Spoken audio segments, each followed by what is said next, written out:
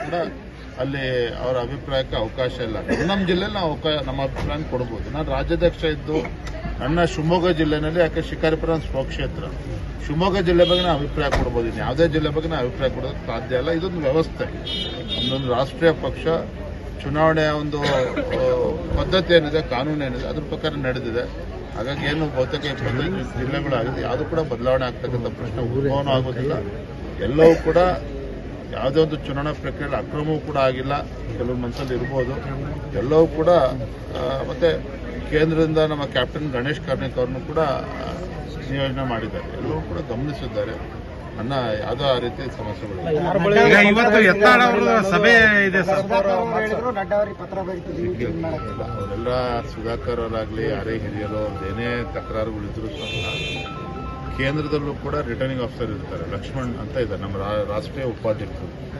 ಅವರು ಈ ಚುನಾವಣಾ ಪ್ರಕ್ರಿಯೆಯನ್ನ ಎಲ್ಲವನ್ನು ಕೂಡ ನೋಡ್ತಾರೆ. ಅವ್ರಿಗೆ ಪತ್ರ ಬರೀಬೇಕಂತ, ರಾಷ್ಟ್ರೀಯ ಅಧ್ಯಕ್ಷರಿಗೆಲ್ಲ. ಅವರು ಕಾಂಪ್ರಮೈಸ್ ಮಾತೇ ಆಡ್ತಾ ಇಲ್ಲ. ನಿಮ್ದು ಒನ್ಲೈನ್ ಅಜೆಂಡಾ ಇಟ್ಕೊಂಡಿದ್ದಾರೆ.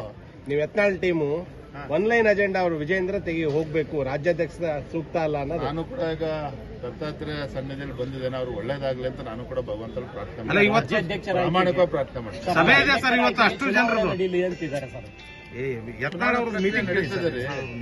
ಜಿಲ್ಲಾಧ್ಯಕ್ಷರಿಗೂ ಕೂಡ ಚುನಾವಣಾ ಪ್ರಕ್ರಿಯೆ ನಡೆದಿದೆ, ಮಂಡಲ ಅಧ್ಯಕ್ಷರು ಕೂಡ ಚುನಾವಣಾ ಪ್ರಕ್ರಿಯೆ ನಡೆದಿದೆ, ರಾಜ್ಯದ ಅಧ್ಯಕ್ಷರು, ಇದಕ್ಕೂ ರಾಷ್ಟ್ರೀಯ ಅಧ್ಯಕ್ಷರು ಕೂಡ ಚುನಾವಣಾ ಪ್ರಕ್ರಿಯೆ ನಡೆದಿದೆ. ಸರ್, ಇವತ್ತು ಅವರು ರೆಬಲ್ಸ್ ಒಂದು ಮೀಟಿಂಗ್ ಇದೆ, ರಾಜ್ಯಾಧ್ಯಕ್ಷ ಸಂಬಂಧಪಟ್ಟಂಗೆ ಯತ್ನಾಳು, ಜಾರಕಿಹೊಳಿ, ಕುಮಾರ್ ಬಂಗಾರಪ್ಪ ದಿನ ನಡೀತಾ ಇರ್ತದೆ. ಅದು ಒಳ್ಳೇದಾಗ್ಲಿ ಅಂತ ನಾವು ಭಗವಂತನಲ್ಲಿ ಪ್ರಾರ್ಥನೆ. ರಾಜ್ಯಾಧ್ಯಕ್ಷ ಸ್ಥಾನಕ್ಕೆ ಯಾರು ಅನ್ನೋದು ಅಭ್ಯರ್ಥಿ ಘೋಷಣೆ ಸಲುವಾಗಿ ಮಾಡ್ತಾ ಇರೋದಂತೆ.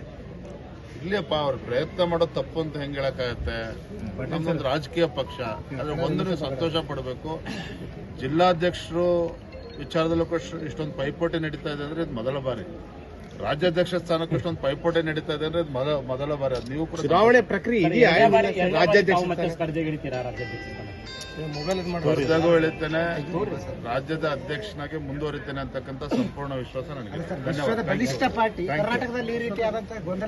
ನಿಮ್ಮ ನೋವು ನನಗೂ ಇದೆ, ಎಲ್ಲವೂ ಕೂಡ ಸರಿ ಹೋಗ್ತದೆ.